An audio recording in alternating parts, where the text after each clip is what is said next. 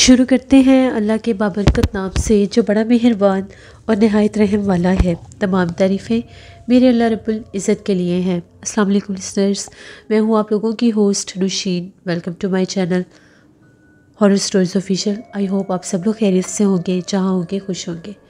آج آپ لوگوں کے لیے میں بہت انٹرسٹنگ ہارر سٹوریز لائی ہوں جنہیں آپ لوگ بہت پسند کریں گے۔ آج کی پہلی خوفناک کہانی وقاص احمد شیئر کر رہے ہیں مانچسٹر سے۔ وقاص کہتے ہیں، آج آپ کے ساتھ انم نامی خاتون جو کہ ایبٹ آباد کی رہنے والی تھی، اس کی زندگی میں پیش آنے والی ایک خوفناک کہانی شیئر کرنا چاہتا ہوں۔ انم ایک ایسی عورت تھی جس کا فیملی بیک گراؤنڈ بہت ہی متوسط تھا، یعنی ضروریات زندگی کو پورا کرنے کے لیے انم کو لوگوں کے گھروں میں کام کرنا پڑتا تھا۔ وہ بہت سے ایسے گھروں میں کام کرتی تھی، کھانا پکاتی تھی، صفائی کرتی تھی، جس سے ایسے پیسے ملتے تھے کہ اس کا گزر بسر ٹھیک ہو رہا تھا۔ وہ ایک فیملی میں کام کرتی تھی تو لوگوں نے اس کو ایک دفعہ یہ کہا کہ یہاں پر پاس ہی ایک فیملی آئی ہے، وہ آزاد کشمیر سے آئے ہیں، ان کو بھی ایک اچھی ایماندار میڈ کی ضرورت ہے، تو تم ایسا کرو ایک دفعہ ان کے گھر کا وزٹ بھی کر لو۔ اور لوگوں نے مجھے بتایا کہ فلاں فلاں جگہ پر ان کا گھر ہے۔ میں گھر ڈھونڈتی ڈھونڈتی ان کے گھر کی طرف چلی گئی۔ وہ بند سی گلی میں ایک آخری کونے والا مکان تھا۔ میں وہاں پر گئی، میں نے دستک دی تو ایک خاتون نے دروازہ کھولا۔ میں نے انہیں اپنا تعارف کروایا اور یہ بتایا کہ میں آپ کے گھر میں کام کرنے کے لیے آئی ہوں، مجھے فلاں فلاں فیملی نے بھیجا ہے کہ آپ کو کام والی کی ضرورت ہے۔ وہ خاتون مجھے اندر لے گئی، اپنا سارا گھر دکھایا، کام سمجھایا اور یہ کہا کہ اس گھر میں یہ جو کمرہ ہے، اس کمرے میں تم نہیں جاؤ گی، نہ ہی اس کمرے کا دروازہ تم کھولو گی۔ میں نے کہا کہ ٹھیک ہے۔ تھوڑا سا تجسس میرے اندر پیدا ہو گیا کہ آخر ایسی کیا بات ہے جو مجھے اس کمرے سے دور رکھا گیا ہے۔ خیر، میں نے اپنے کام سے کام رکھا، میں اچھی طرح سے کام کرتی تھی، کبھی کبھی وہ میرے سے ایکسٹرا کام بھی کروا لیتی تھی، میں وہ بھی کر دیا کرتی تھی۔ کبھی کبھی ان کے پاس کچھ لوگ بھی آتے تھے، وہ کون لوگ تھے میں نہیں جانتی، کیونکہ وہ ہسبینڈ وائف تھے اور ان کے ہسبینڈ سے وہ کام پر چلے جاتے تھے۔ بہت سی خواتین ان سے ملنے کے لیے آتی تھی، کبھی کبھی کچھ مرد حضرات بھی آیا کرتے تھے۔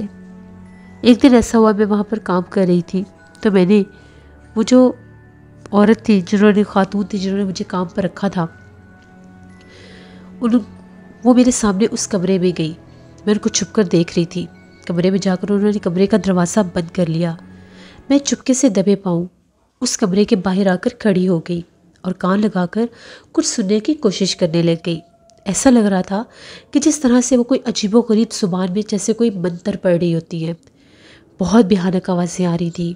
تبھی ان کی آواز بہت زیادہ عجیب ہو گئی اور اندر سے ایسی آواز آنے لگ گئی جس طرح سے ان کی آواز کے ساتھ ساتھ کوئی اور بھی باریک سی آواز ہے اور وہ ایسی آوازیں نکال رہی ہے جس طرح سے وہ رو رہی ہے۔ میں تو بہت زیادہ ڈر گئی۔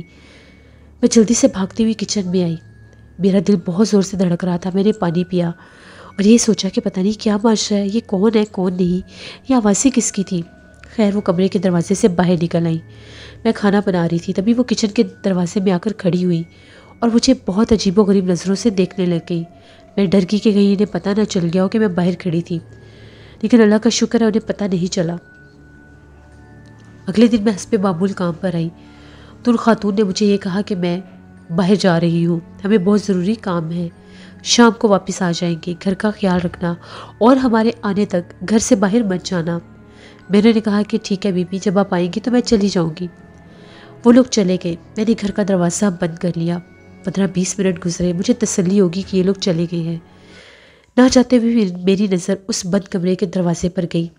وہ بہت زیادہ پرسرار اور بہت زیادہ عجیب سا لگ رہا تھا۔ اس کمرے کے دروازے کو دیکھ کر مجھے عجیب سا خوف آ رہا تھا۔ وہی باریک سی رونے کی آواز میرے کانوں میں گونج رہی تھی۔ میں نے اس طرح توجہ نہیں دی، میں کچن میں آ کر کام کرنے لگ گئی۔ میں کھانا بنا رہی تھی، تبھی مجھے ایسا محسوس ہوا جیسے اس کمرے کے دروازے کے اوپر دستک ہو رہی ہے۔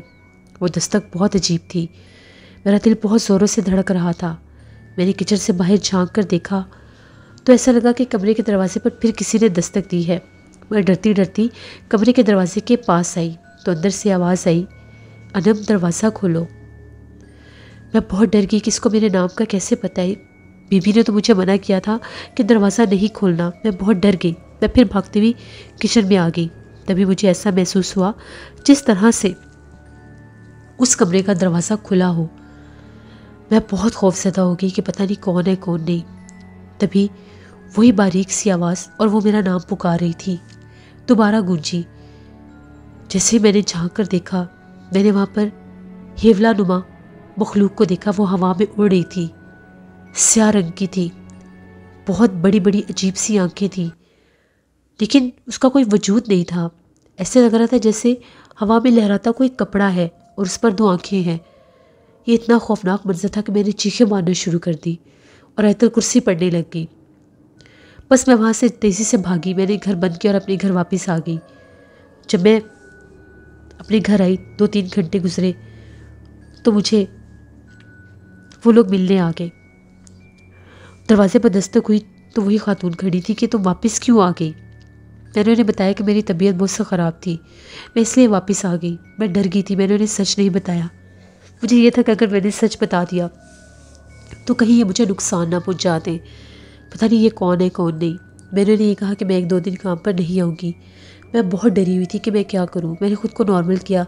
2 دن کے بعد میں کام پر واپس گئی۔ جیسے میں واپس گئی، اسی کمرے کے دروازے پر میری نظر پڑی۔ مجھے بہت ڈر لگ رہا تھا۔ آج پھر وہ جو بی بی تھی، انہوں نے یہ کہا کہ ہم لوگ ذرا باہر جا رہے ہیں، تھوڑی دیر میں واپس آ جائیں گے، گھر کا خیال رکھنا اور ہمارے آنے تک یہاں سے مت جانا۔ میں نے یہ کہا کہ نہیں بی بی، میں اکیلی نہیں رہ سکتی۔ تو انہوں نے یہ کہا کہ کچھ نہیں ہوتا، تم بس اپنا کام کرو، ہم لوگ ابھی آ جائیں گے۔ خیر میں چپ کر گئی، میں پھر اپنے کام میں لگ گئی۔ آج میں باہر صحن میں صفائی کر رہی تھی، میں جھاڑو لگا رہی تھی، تبھی میری نظر پڑی، اس کمرے کا دروازہ کھل گیا۔ اندر بالکل گھپ اندھیرا تھا، کوئی بھی دکھائی نہیں دے رہا تھا۔ کمرے کا دروازہ کس نے کھولا میں نہیں جانتی۔ تبھی میرے دیکھتے دیکھتے اس کمرے کے دروازے کے درمیان میں ایک بہت بھیانک مخلوق نمودار ہوئی۔ اس کے سر پر بال نہیں تھے، وہ بہت خوفناک تھی۔ اس کا بہت لمبا چہرہ تھا، بہت بڑے بڑے ہاتھ تھے، ایسے لگ رہا تھا کہ اس کے ہاتھ عجیب و غریب طرح سے ہیں۔ میں اس مخلوق کو دیکھتی گئی تو میں نے چیخیں مارنا شروع کر دی، تبھی وہ غائب ہو گئی اور کمرے کا دروازہ بند ہو گیا۔ وہ بی بی جب واپس آئی تو میں بہت زیادہ ڈری ہوئی تھی، میں تھر تھر کانپ رہی تھی۔ انہوں نے مجھ سے یہ پوچھا کہ تمہیں کیا ہوا ہے۔ میں نے انہیں ساری بات بتا دی کہ اس طرح سے یہ سب ہوا ہے۔ تو اس بی بی کا یہ کہنا تھا کہ کل سے تم کام پر نہیں آؤ گی اور خبردار تم نے اس بارے میں کسی کو کچھ بتایا، ورنہ تمہارا وہ حال کروں گی کہ تم سوچ بھی نہیں سکتی۔ وہ جو کپل تھے ہسبینڈ وائف، وہ بہت بڑے جادوگر تھے اور جادو کے ذریعے انہوں نے اس کمرے میں ایسے ایسے عملیات کیے ہوئے تھے کہ وہاں پر بہت زیادہ جنات تھے۔ ان کا یہ کہنا تھا کہ اگر تم نے یہ بات کسی کو بتانے کی کوشش کی تو ہمارے جنات تمہیں جان سے مار دیں گے۔ میں نے ان سے وعدہ کیا کہ میں کسی کو کچھ نہیں بتاؤں گی۔ میں وہاں سے واپس گھر آ گئی، بہت ڈری ہوئی تھی، چاہ کر بھی کسی کو کچھ بتا نہیں پا رہی تھی۔ مجھے رات بھر نیند نہیں آتی تھی، ایسا لگتا تھا کہ ایک اندیکھا وجود میرے آس پاس ہے۔ مجھے بہت ڈر لگنے لگ گیا۔ اپنے گھر میں مجھے چلتی پھرتی مخلوقات دکھائی دینے لگ گئی۔ باقاعدہ مجھے ایک عورت دکھائی دیتی تھی جو کبھی میرے کمرے کے دروازے کے باہر چلتی پھرتی دکھائی دیتی تھی، کبھی سیڑھیوں میں اوپر جاتی دکھائی دیتی تھی، اور رات بھر ایسا لگتا تھا کہ میرے کمرے میں جھانک جھانک کر دیکھتی ہے۔ خوف کے مارے میرے برے حال ہو گئے۔ میں نے تنگ آ کر اپنے گھر والوں کو بتا دیا۔ وہ لوگ لے کر مجھے ایک صاحب علم کے پاس گئے۔ انہوں نے پڑھائی کی تو یہ کہا کہ اس کے پیچھے جنات بھیجے گئے ہیں۔ میں نے انہیں ساری بات بتائی۔ ان کا یہ کہنا تھا کہ وہ کالے جادو کے ماہر تھے، وہ ہر روز قبرستان میں جا کر عملیات کیا کرتے تھے۔ انہوں نے یہ جنات تمہارے پیچھے لگائے ہیں کہ تم کسی کو حقیقت نہ بتاؤ۔ اب میں بہت ڈر گئی۔ انہوں نے مجھے کچھ تعویذات دیے۔ اس کے بعد وہ مخلوق مجھے نظر آنا بند ہو گئی۔ اسی طرح 15-20 دن گزر گئے۔ 15-20 دن کے بعد ہم لوگوں کے گھر پولیس آئی۔ پولیس نے مجھے بلایا اور میرے سے انویسٹیگیشن کی کہ تم فلاں فلاں گھر میں کام کرتی تھی، بتاؤ وہ لوگ کون ہیں، ہمیں پتہ چلا کہ تم وہاں پر کام کرتی رہی ہو۔ میں نے انہیں ساری بات بتا دی تو لوگوں کا یہ کہنا تھا کہ وہ جادوگر تھے، انہوں نے بہت سے نوجوان لوگوں کو نقصان پہنچایا ہے۔